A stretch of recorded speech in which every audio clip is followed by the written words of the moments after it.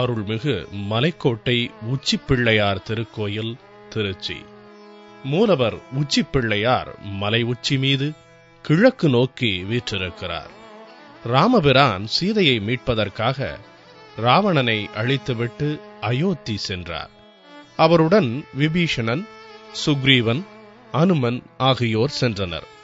பட்டாபிஷேகம் முடிந்து திரும்பும்போது ராமரின் நினைவு பரிசாக ரங்கநாதர் சிலையை பெற்றுக்கொண்டு விபீஷணன் தெற்கே வந்தான். சிறிது ஓய்வெடுக்க நினைத்த விபீஷணன் அங்கு சிறுவன் வடிவில் நின்று கொண்டிருந்த விநாயகரிடம் ரங்கநாதர் சிலையை கொடுத்துவிட்டு ஓய்வெடுத்தான். ஆனால் விநாயகர் ரங்கநாதரை பூமியில் வைத்துவிட்டு அருகிலிருந்த மலையில் போய் அமர்ந்து கொண்டார். தான் சிலை கொடுத்த அந்த சிறுவன் மலை மீது அமர்ந்ததை பார்த்த விபீஷணன் விநாயகரின் தலையில் குட்டு வைத்தான்.